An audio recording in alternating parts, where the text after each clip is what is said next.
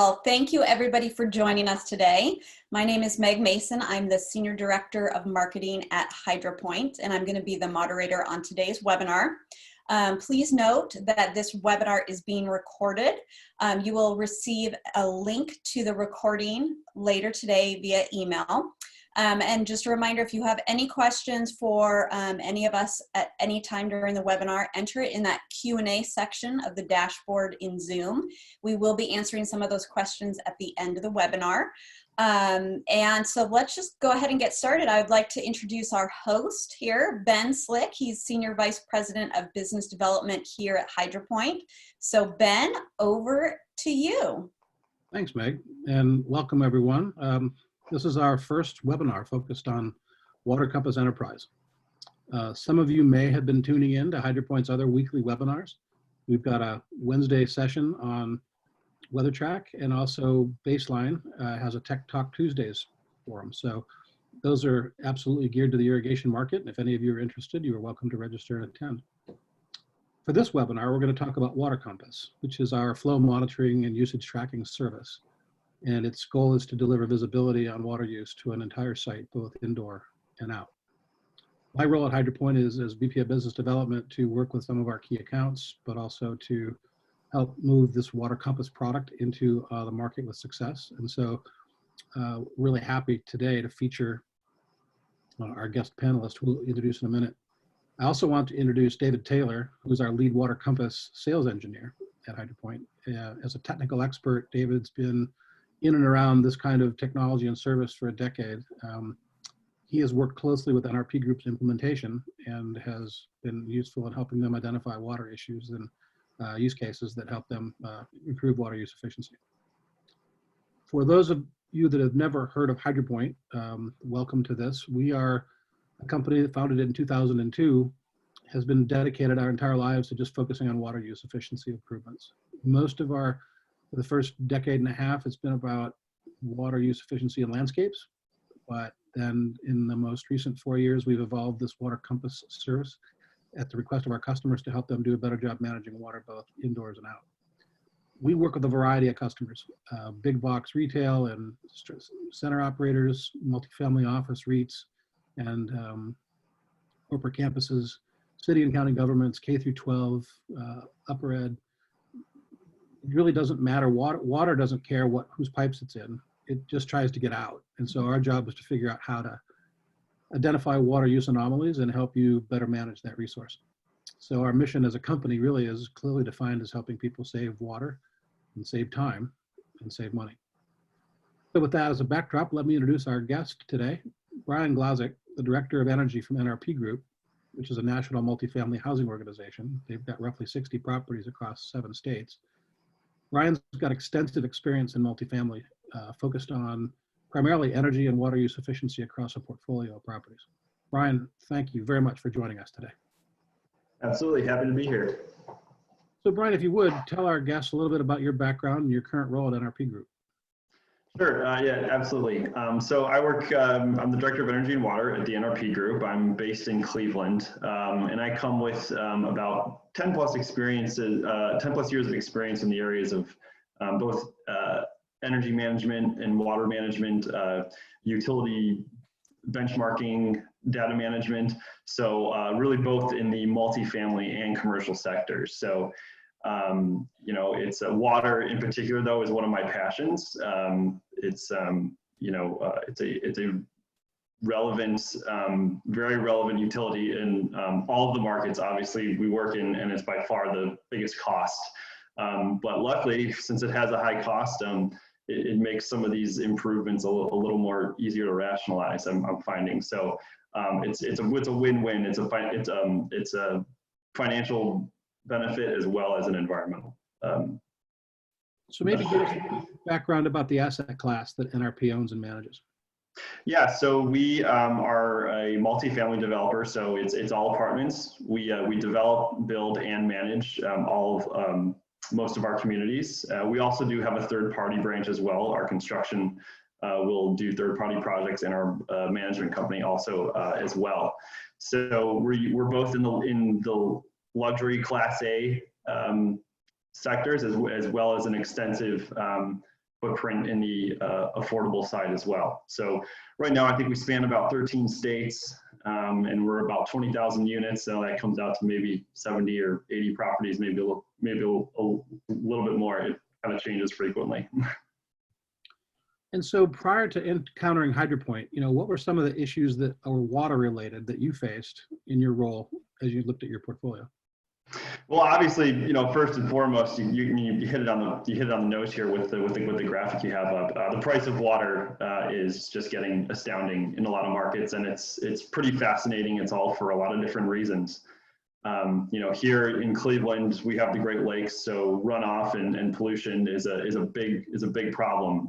So our sewer costs are really high as a result. Where you go somewhere like Texas and San Antonio, they're high there because it's a very fast-growing population, and it's very limited water sources. So improving infrastructure. The bottom line is that the infrastructure improvements that need to take place in this country are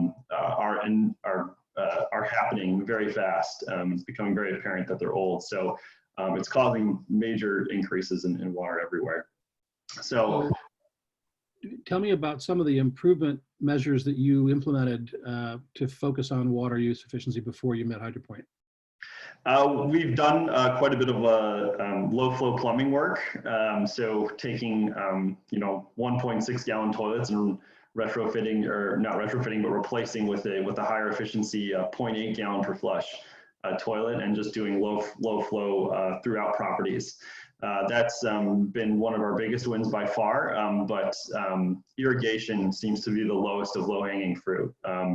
Irrigation systems are not something site people are typically familiar with. They kind of outsource the management to your irrigator, and they just pay for the repairs, and your irrigator's not really on board to help save you money on water, is what we're finding. So having this transparency is huge. So clearly you encountered us first with the irrigation control products, and you started to see efficiencies there. And then how did that lead you to WaterCompass? Was it around leak detection in those irrigation systems? Yeah, so it really was, obviously the weather track's an important component to how we manage water as well in our irrigation systems. But we also found that WaterCompass is a really is a low price product that can give you a ton of insight and really kind of find a lot of the savings that you would see with WeatherTrack. If I had my, a choice, a full WeatherTrack system is ideal, but if you just want to understand your water data and really get some high quality insight, WaterCompass is a great option. It's the best thing about it is that it's simple, and I think that's what makes it so effective. So for our audience, I'm just going to take a moment and describe WaterCompass and what it involves, and then we'll move into the conversations about how it's particularly been used by you. Yeah. A lot of customers are water blind. They don't really see their water use in any kind of dashboard fashion. They may have an energy efficiency system that's tracking electricity or natural gas, and there's dashboards and building management systems for that, but they're water blind. And so WaterCompass is an opportunity to gain insight into water use data well before the bill shows up. Typically customers get a bill every 4 to 6 weeks. They look at the bill, they decide whether or not there's an anomaly. Most times they might wait to the next bill to see if what they think is high use cured itself. Most times it doesn't. So now you're 8 weeks into a problem. WaterCompass is a system that allows you to attach monitoring device equipment to either an agency's water meter or to water pipes, and bring data up to a cloud-based dashboard with analytics that then allows the customer to interact with that dashboard and our customer service and success teams to interpret that data and help you determine baselines, anomalous use, irregular use, and help you find leaks. The system is self-provisioning. There's no power requirement. There's no communication requirement. It's LTE connection to the cloud. So there really isn't anything the customer needs to do to get ready other than just helping us understand where their water meter is. So now that we've talked about that a little bit, let's talk about the pilot installations and the flow monitoring that you guys went through in some of the sites that you picked initially on. What led you to pick certain sites over others? Sure. So it really came down to we looked at sites that, we kind of benchmarked our usage across our portfolio and, basically compared like-to-like properties and just saw where a lot of the, where a lot of the contrasts were. So it really just, we took the highest users or ones we knew we had a lot of issues with in the past with leaks. And we just started rolling them out, plain and simple. And you stick it on and the data starts coming in and it's pretty astonishing. There's just the amount of information really you're able to get from just, seeing what's going on hour by hour on an irrigation system. It's pretty fascinating. Yeah. David, could you just chime in a little bit about the way you helped Bryan get value out of the system, both through initial deployment and then ongoing as they looked at patterns? Sure. So once the system is deployed and calibrated to read the water meter, we hold a kickoff call for the customer where we then introduce them to the backend dashboard where they can access that data 24/7 for their type of analysis. And during that kickoff call, we instruct the end user how to utilize that dashboard and break down the data per site as well as per meter. Great. So Bryan, let's go through a couple of examples of what you saw once you gained visibility to what was happening on these irrigation meters. Yeah, so first example here, this is a property located in Houston, Texas. We identified very quickly there was some usage during the daytime, which is very uncharacteristic. Domestic water meters and irrigation meters are going to kind of have their own sort of schedule on when things peak and when they don't. Irrigation, in my opinion, is a lot clearer, especially in Texas, where you're really not supposed to be watering during the daytime. It's never a really good idea to do that, but in Texas in particular, it can end up costing you more money. Here we were able to find out really quick that, about 9,000 gallons was, 900 gallons an hour was being used, smack dab in the middle of the day. And we were able to identify quickly what the problem was. And in this case, it was I think like a pond fountain out front that had been cracked, and they were constantly, I think it was auto feeding to refill it. So that was just an inefficiency we were able to identify off the bat. So this is just one example of 100. Yeah, yeah. I'd kind of like to move into the next example just to give a sense of this. I mean, for the audience, if you're not really irrigation savvy, irrigation systems run on a schedule where it usually starts at a certain time in the night, and its job is to replace what's evaporated, and then it runs for a period of time, and then it's supposed to stop at a certain time so that you don't irrigate in the wrong time of day. But if we see water running on an irrigation meter at 10 in the morning when the system should have stopped at 7, it can be any number of things. It could be a stuck valve, it could be a cracked pipe, it could be someone using water for other purposes than irrigation. So having a monitoring and flow, tracking tool can alert you to those kinds of anomalies. Let's look at San Juan Square. Yeah, so as you can see, the tables are set up really well. They're very, very easy to read. You have your kind of month over month usage, and then you can drill into it, hour by hour. So as you can see, right around noon, the system had shut off, which actually leads to another question. I'd probably go back and say, why were you watering between the hours of 8 and noon to begin with? But as you can see, when they turned it off, perhaps they could have been just testing the system too. But when they turned it off, clearly something had blown, and a lateral line break or a main line, potentially small main line break, and it just kept running and running, and we found that it was about 32 gallons an hour. So 32 gallons an hour, in my experience, it can starts out at 32. Next week it could be 50, 60, or 70, and before you know it, you're at 300 or 400 gallons an hour, and you're going to see a much fatter irrigation bill. And this is just stuff we were not seeing beforehand. There was no way to see it. You get your 30-day bill, and that's it. If it was high,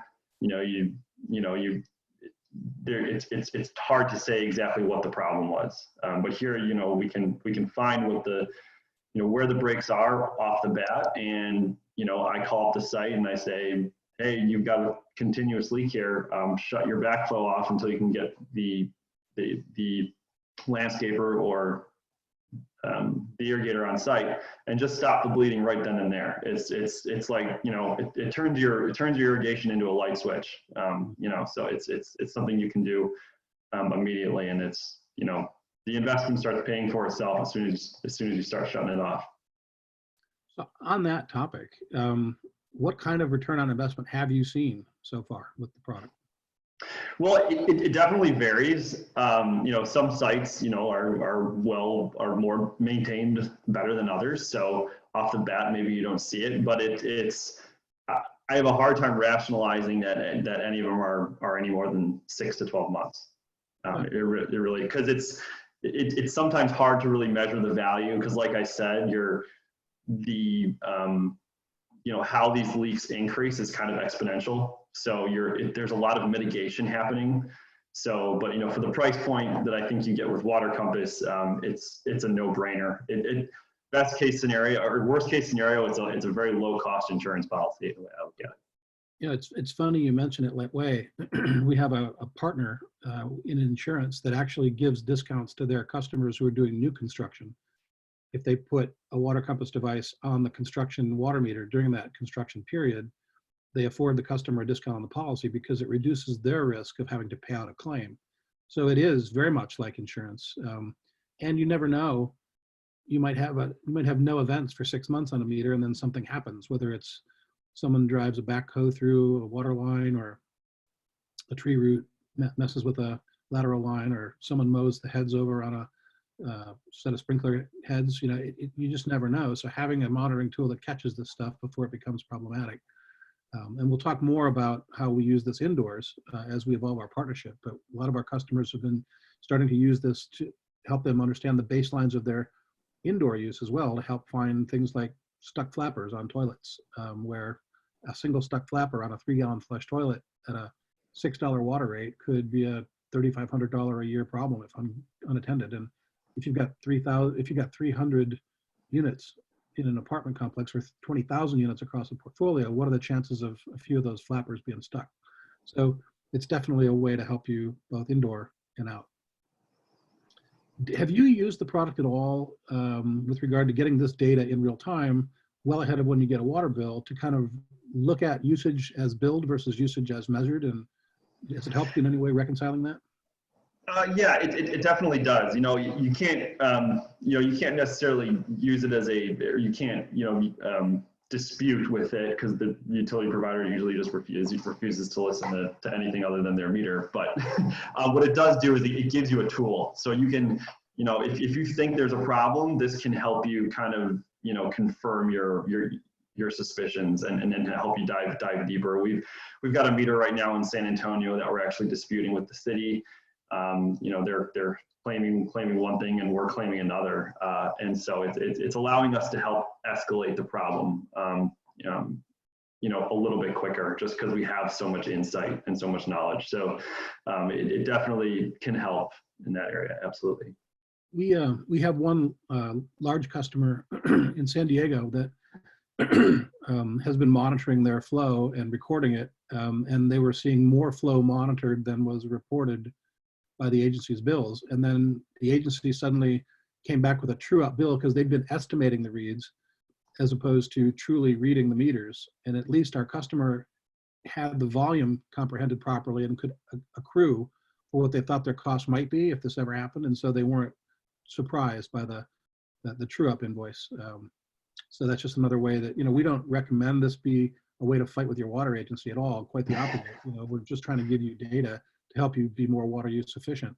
But definitely having data helps you in arguments or disputes that you might have with an agency, or even asking for dispensation for a leak that you identify proactively. Usually most water agencies have a leak remediation policy that if you bring it forward and say, I found and fixed a leak, they'll give you credit for that leak amount in the month.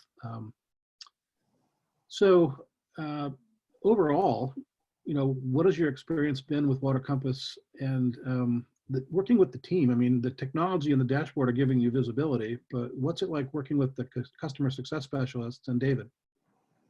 It's great. You know, it's a very seamless process. You know, that they make it pretty hands off. Obviously, when you launch maybe an initiative like this, especially when you're going larger scale, they're really helpful in in making sure that it's rolled out clearly. And they have an interest in making sure that all parties that are involved are looped in on it. And that significantly increases its probability of being a success for sure. You know, it's a great tool. I've used similar tools in the past, but I think the attention to detail and like the extra monitoring that you might get with HydroPoint is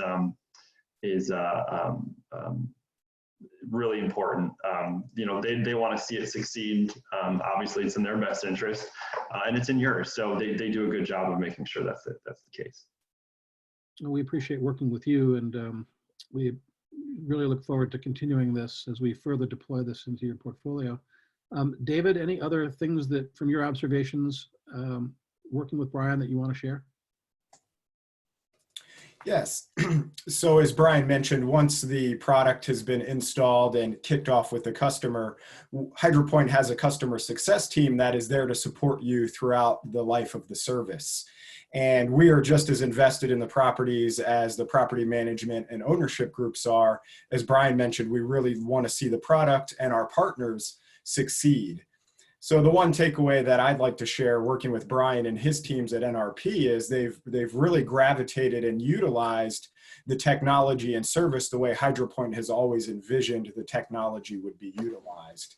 So they're very engaged in the information our customer success team is sharing, and they're taking action based off of the data WaterCompass is able to provide at each property. So we've left some time for questions from the audience, and Meg, could I turn to you and see if we've got any that have come in? Absolutely. So just a reminder again, at the bottom of your Zoom dashboard, there's a Q&A little button there. So go ahead and enter your questions in there. We have a couple already. So first off, this is actually for Bryan. Were there any sort of preparation needed to implement this device and the service on any of your sites? Yeah, sure. Not too much really. You know, you definitely want to go get a look at the meter. You know, they're depending on the meter type. If it is older, if you live if your property's in a market that maybe has an older utility that hasn't maybe quite updated their meters, you just got to make sure there's some compatibility. But that's almost never been an issue on any of our sites. So yeah, it's really minimal. You know, just maybe opening up your vault, getting a picture of the meter, and sending it to HydroPoint to make sure that they're prepared for the installation. And from there, it really is seamless. Awesome. We have a question, another question here. The big one, the big elephant in the room is, tell us about costs. How much does this WaterCompass Enterprise service cost? So the service, if we're monitoring an existing agency meter, it can be either a smart sensor that attaches to that meter, or it can be reading a pulse output. The list price for the service is $2,995 a year. $2,500 of that is for upfront installation, calibration, thresholding, and then the recurring amount each year is $499, which means that if we're finding anything that's delivering you value at $42 a month, we're paying for ourselves to be on your meters. There are volume discounts, obviously, for folks that deploy more meters at one site or more sites across their fleet, but that's the list price of the service. And it's operated as a service. So if the modem fails, if the battery fails, if the device is broken or the sensor is misplaced, HydroPoint, as part of the perpetual warranty of the product, fixes those things as a service. So there's really nothing that is owned from a CapEx perspective. It's run as a service. So you're really trading one operating expense, your water bill, for a different operating expense, WaterCompass service. Awesome. We got some more questions coming in. Thank you, everybody, for sending them in. This one is from Charles. He is wondering, how does HydroPoint differ from other water smart systems?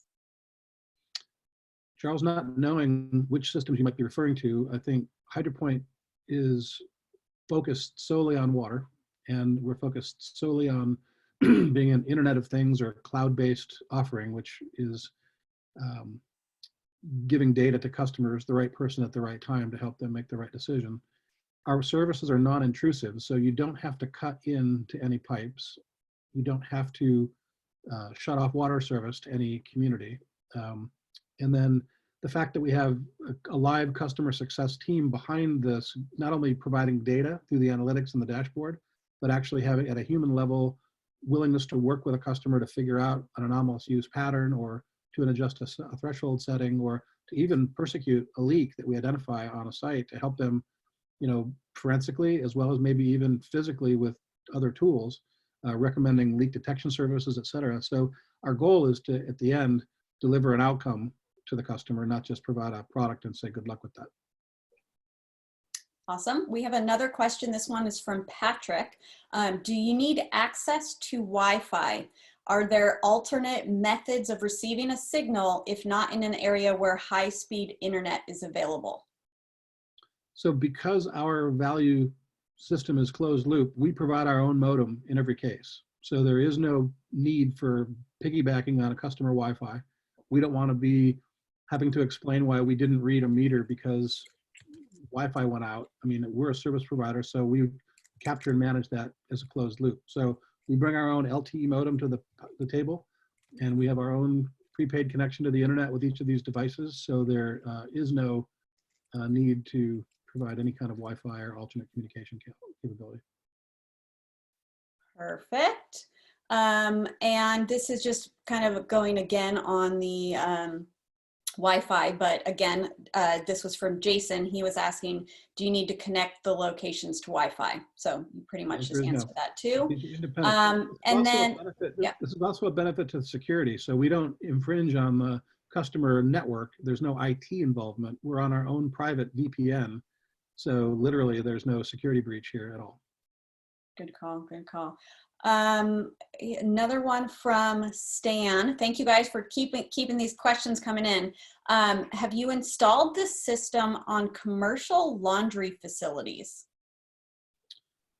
So indirectly, we have corporate customers in Silicon Valley that operate campuses, and they provide concierge level services to their workers, including workout facilities and cafeterias and laundry facilities. And so we've sub-metered laundry as a discrete water use topic from the domestic meter, but we have not gone yet into any chain laundromat opportunities to try to figure out leak detect there. That's a novel customer type, and thanks for that suggestion. But isn't it true that basically it can be used for really any water use case scenario, whether it's potable water, reclaimed water? So laundry would be a great situation. It would. If you've got a water meter that is registering use, it doesn't really matter what the use is. Water is going through the pipes independent of the customer type or the application type. Our job is to monitor the meter. And if the meter itself isn't compatible, we have an ultrasonic capability to clamp onto a pipe and read water as it flows through the pipe, basically providing a sub-meter. So laundry would absolutely be a directly addressable target market. Awesome. We got another one from Jonathan. Do you provide an API or interface to bring this into more broad IoT platforms or other enterprise business software platforms? The answer is yes. We have a published API. It's a RESTful API that can be accessed to have all of our data feed through the cloud, from our cloud to your cloud, whether that's a VMS, whether you're using Tridium or Jace. It's an API that you can readily access. And so for our customers that have interest in that, we can definitely walk down the process of getting you connected to that API. We don't charge extra today for that API. Awesome. This next one is from Rich. Can this be used in conjunction with a master valve? So WaterCompass is a monitoring tool. It does not have a shut-off capability. It's going to inform you of a problem, but it does not have today the ability to shut something off. There is a next release of WaterCompass this year that will have shut-off capability. We've had that identified as an opportunity for some of our customers that want to take action. And there will be a master valve shut-off capability. That'll be probably more of a summer to early fall release. But today, to be transparent. We don't have that, but it's a roadmap that is committed, funded, and engineered for 2020. Awesome. Still got more questions coming in. So thank you everybody for hanging tight. I know we're at the 30-minute mark, but I'm going to go ahead and keep asking some of these questions if you guys are okay with that. This one's from Jason. If WaterCompass fails, how does it get repaired? Because it's a subscribed service, if we see the device go offline, we reach out to the customer to determine whether or not there's a problem. The customer may go, the site facility manager in Brian's organization might go out and look at the meter and see if the device has been stolen, or we have the ability to swipe a magnet across the device to see it force a transmission. If we don't see a transmission, then HydroPoint will dispatch its own service folks to come and swap the device and get the customer back up and running. David, any other thoughts on that? So we are monitoring the technology that we deploy into the fields remotely, as Ben mentioned. So we are able to get ahead of any issues as they arise. So we have daily reporting that comes in that highlights the health of each device that we have deployed in the field. So if we see any issues, such as a connectivity issue with one of the devices, we will proactively address it before it becomes a significant problem. Similarly, we're monitoring battery health, and we can also reach out and proactively get a unit changed out before the battery fails. Awesome. So there are a couple more questions, but some of these questions are going to take novels to answer. So there's 4 of you questions here. We're going to respond to you after this webinar. It's going to take a little bit more than a quick 1 or 2 answers for those. So no, if you have additional questions, we will be answering them for you. So don't worry about that. And then also, just to kind of wrap things up, Ben, Brian, and David, do you have, before I kind of wrap things up, is there anything else you guys wanted to mention? If there's any other questions that are directed to Brian and his use of this or experience with this, I'd love to shout those out real quick. If not, then I'll let Brian close us from his perspective. And Brian, you're on mute. Yeah, so actually going back to that question regarding the kind of the integrity of the infrastructure, that has been come up for us a few times on occasion. One of the scenarios is the city comes in and switches the meter out, and in the process they disconnect everything. So we have an issue like that right now in San Antonio, where that's getting taken care of, I believe. So it does happen. You know, there's you know, it's infrastructure that's, you know, accessible to almost anyone if they want to get in. So you know, it does happen, but they do make sure that that's taken care of in the event that that happens. Great. Anything else, Ben or David, before I wrap things up? I want to thank an audience that was very participative. Unlike a lot of webinars, love the flood of questions and look forward to answering those that we couldn't get to in the allotted time. And I really want to thank Brian for going out of his way today to do something different in his shelter-in-place situation and actually talk to all of us. So thanks, Brian. I appreciate it. Yeah, absolutely. And feel free, anybody, to reach out to me, you know, on LinkedIn or wherever. I'm happy to talk with you further. Awesome. Well, thank you all for joining us today, including Brian. For any of our guests here, any questions you have entered here, we will be reaching out momentarily, shortly, to answer any of your questions. If you do have some more info, if you're looking for more information about this service, you can go to hydropoint.com/watercompass-enterprise, or another way, you can email us at webinars@hydropoint.com. And then, just like I said earlier today, we are recording this session. And so everyone that registered for this webinar is going to be getting an email later today with a link to the recording. So if you have any other questions too, you can always reply to that email later today. So thank you everybody for joining us. Thanks Brian for being our special guest, and David and Ben for being the fabulous hosts that you two are. Thank you everybody, and stay safe and stay healthy. Have a great rest of your day. Thank you.